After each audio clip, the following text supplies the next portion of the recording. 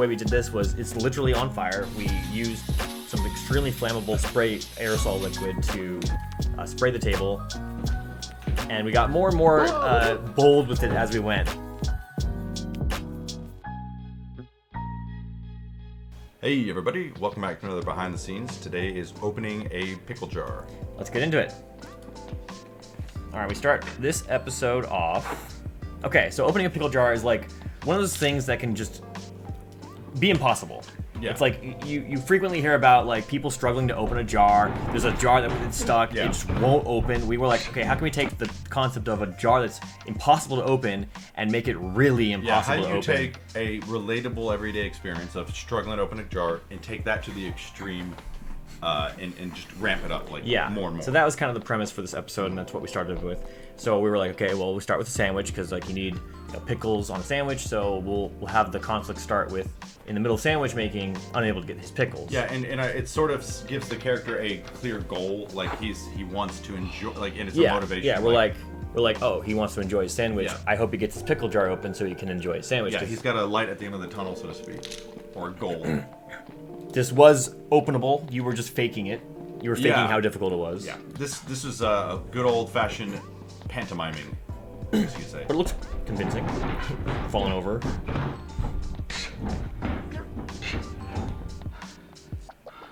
Yeah, good old-fashioned out-of-breathness, too.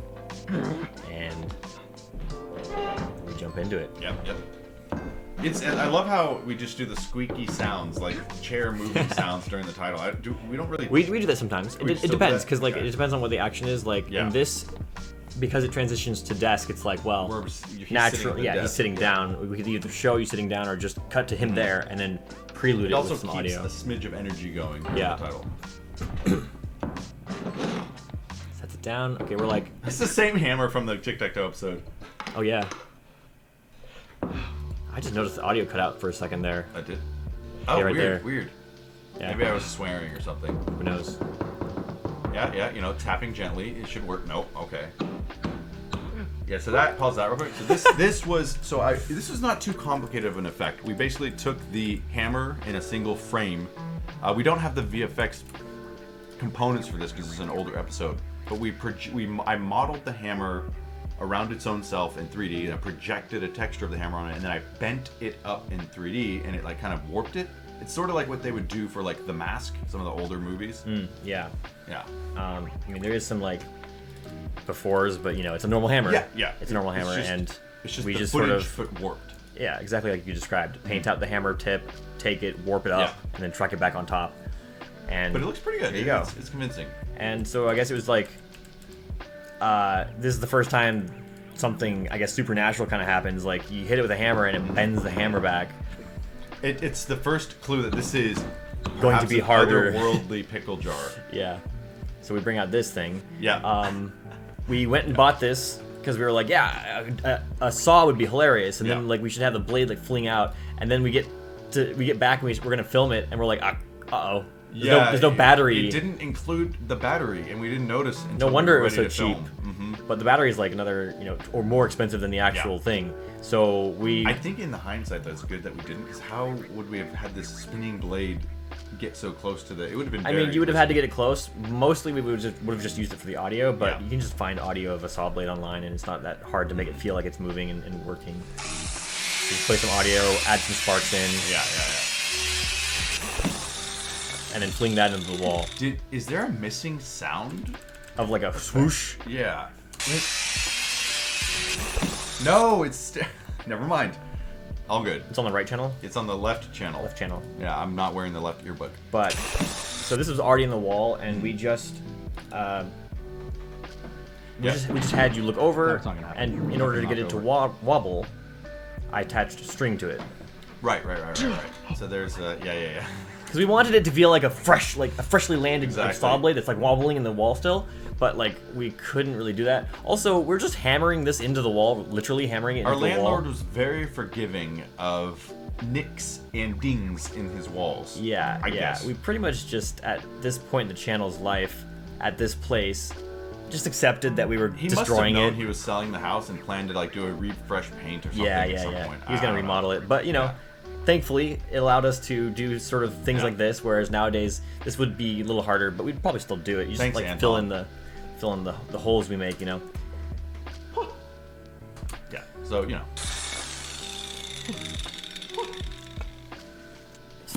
Oh yeah, so this is also another random VFX shot you wouldn't have expected. Yeah, the fire is obviously fake, but the nozzle is also fake because we couldn't find our prop blowtorch that we had. So we took like a plastic handle tool, added tracking markers to it, and then I added a 3D nozzle tip. Yep. Which works, I guess. I think it was like, I believe what happened was we had a blowtorch we wanted to use, but we couldn't find it. Yeah, we couldn't find it. And so we found this. And we were like, you know what, we're just, because we just had to film that day, it like was we a had classic, no choice. We'll fix it in post. Yeah, it was just like, all right, we'll use this, we'll track a thing onto it, whatever. I make also it quick. apparently was too tired to paint out both tracking markers. Oh, I just you left painted this out one. the top one. Funny, I didn't even notice. It kind of looks like it's part of it. Yeah. I might have been like, can I just not paint this out, man? So he flips down a little welder's mask. I like this effect, it's really cool. Yeah. And I like this joke. You don't think something's going wrong when you have the mask on, but when you lift it up, the whole place is on fire.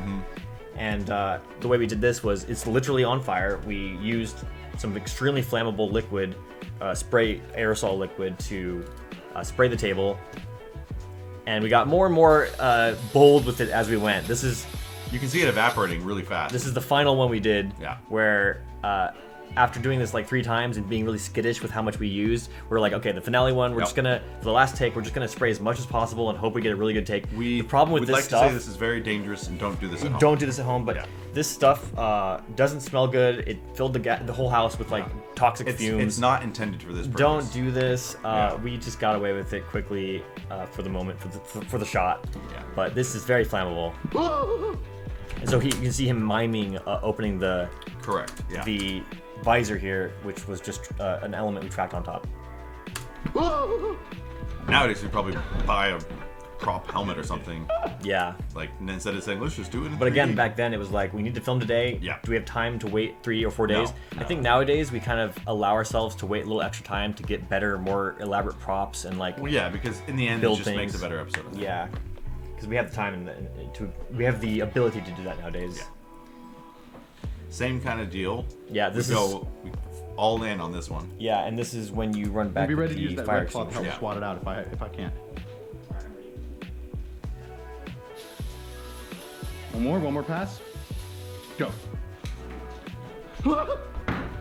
And it's funny because this did sort of help speed up the fire going out, but it was going to go out no matter what.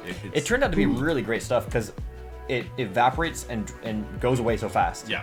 Any other liquid, like I don't know if we'd use like gasoline, would never do that, but like that would have been horrible because it would just like stay on fire forever. Yeah, I don't think anyone in their right mind would do that. No, but this turned out to be just what we needed, and we get this nice fire and this joke. Yeah. Still to this day, one of my favorite just slapstick humor jokes we've ever done. It's just, I'm so proud of it. So funny. Okay, he's graduated to hacking the pickle jar. Hacking the pickle jar. I really love this. I love this whole segment, and I love that we just make it. Sorry, you fail. You can't hack it open. Simulating little SCP logo action. A lot of people notice that logo. And then this is real powder smoke. Real pyrotechnics, a rare one for us. But we just took sparklers and grouped them together. Look, it's the most replayed part too. Well, that's because people are clicking for the SCP logo. They put a time stamp there. It's in here somewhere. I already passed it, probably. No. Right there. Yeah. But this was, like you said, these sparks were a sparkler. This was shortly after. What day was this released? August.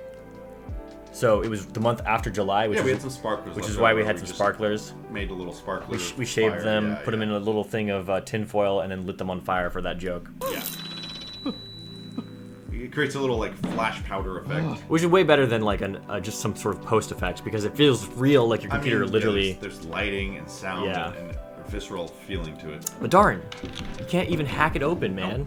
Yeah. But he's got an idea. It looks like he's looked at the back. That stuff falling was actually an accident too. Yeah. Yeah. Dang, we used so little time of you cutting. I think that was the point, right? Like I just barely got into it. Yeah, you just touch it and it was like ready to go, ready to pop.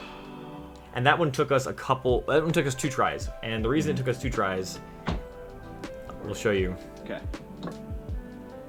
Ready? Yeah. Okay. You'll see why we didn't think about this too hard. Here we go. I'm just gonna spin. Okay. Yeah. None of the pickles fell out. Nope. And so now here we are with like desperately trying to salvage the shot. Puddle of pickle juice If it cuts on right the floor after, then and they're pulling a out. wad of pickles refusing to come out. And at this point, we've lost the framing, The pacing. the pacing, the momentum, If they all just splat, that'll be fun. Yeah. the continuity. Just keep hitting it. So ultimately, yeah, you'll see here we just keep going until we get pickles to fall out. And it's pretty Very pathetic. underwhelming. Very underwhelming. Ugh. It's just sloppy. And so we ended up just refilling it with some water, and I think we tried to scoop some of the pickle juice back up. Is we put a lot less pickles in it. Yeah, Because that too, the opening was too small, and so all the pickles got wedged. Yeah. With less pickles, it opened up easily. So yeah. And so this is, again, the same exact method, and you can see kind of a little bit of a wobble there. I would have done a better job today. Yeah, but that's us painting out my arm, which was in there to unscrew it. So I'm a phantom in the episode.